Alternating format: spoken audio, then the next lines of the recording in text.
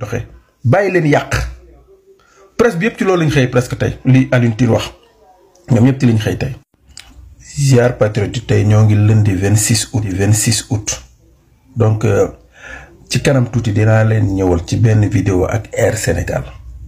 am na benn jour sud ñëw na ci tey sax Air Sénégal bind na ci jafe-jafe yi nga xam te ne Air Sénégal daf ci nekk yu demee noonu quoi donc sud bind na ci maintenant ñëw ak ay information yoo xam ne ci Air Sénégal yu tàng jër bés taq leer naññ loo xam te nit du ko dindi ci kanam tuuti mais da ngay gis ni damay féliciter gouvernement bi ci seen réussite màggal réussite organisation màggal bi ci laps de temps bu gàtt bi ñu am ñoom 4 mois lañ fi def 4 mois yi ñu fi def gouvernement bi ñooy jàkkaarloo na ak aju màkka gi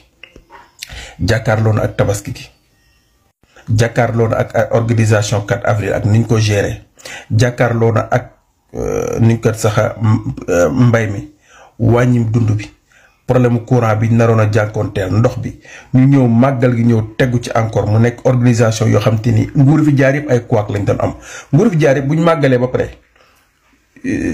journaux yi ci topp da ngay gis dañuy wax problème yi am yëpp Touba ci màggal mais journaux yi xool nañu fu nekk fu ñu yàqale nguur gi façon manipulation yu nekk am na mais tey da ngay gis ne seen journaux yi tey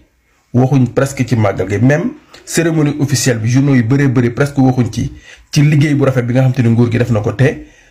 kilifa yi nekk Touba reconnaître ko remercier gouvernement bi gars yi ñëwuñ ci de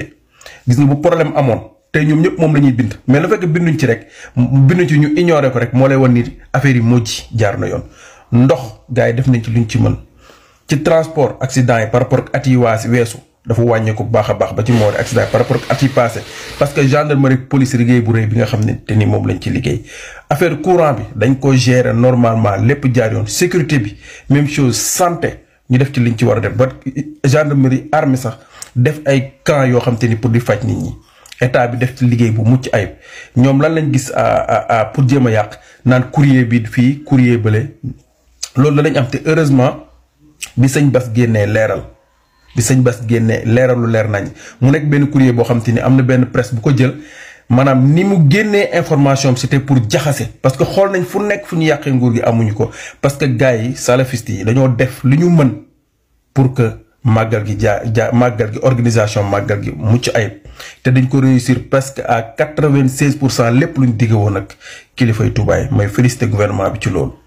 bu problème amoon rek bu ñu xëyee tey moom la ñu bind waaye binduñ ci de xam tey bu ñu xëyee lan lañ bind ci Alioune Tine bi nga xamante ni def ni c'est Ousmane Sonko qui dirige nee na comme si Diomaye est confiné au palais comme si Diomaye dañ ko tëj biir palais rek moom respecté wul sax président Diomaye moom Alioune Tine donc parce que mi ngi jàkkaarloo Babacar Fall di orienté question yi ni mu ko neexee moom muy tontu Babacar Fall di ko tànc muy tontu ni Babacar Fall bëggee Alioune Tine di ko tontoo noonu mu ni c'est Ousmane Sonko qui dirige mais damay remercier Khadim Bamba Fall ci li mu ko Khadim Bamba Fall di ko tontu nee na ko. nee na mu ni c'est Ousmane Sonko qui gouverne mais loo gàtt xel Alioune Tine xam ni c'est Ousmane Sonko le chef du gouvernement un premier ministre ku mel ni Ousmane Sonko ni ko président Diomaye amee koo xam te ne da ngaa xeex ay at pour mu nekk président boo dee ba am ko premier ministre ndax doo sant yàlla.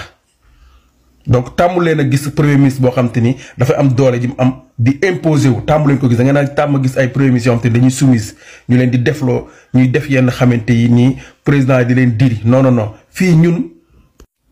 li nga xamante ni moom lañ ko tab muy chef du gouvernement loolu lay appliquer à la lettre parce que c'est le chef du gouvernement donc c'est lui qui doit gouverner su gouverner wul kan mooy gouverner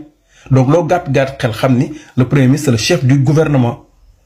bu njëkk président mu daan nekk président nekk chef du gouvernement mooy buum ni ko taali si la woyee woon ci Ablaye Wade donc loolu moo amatul les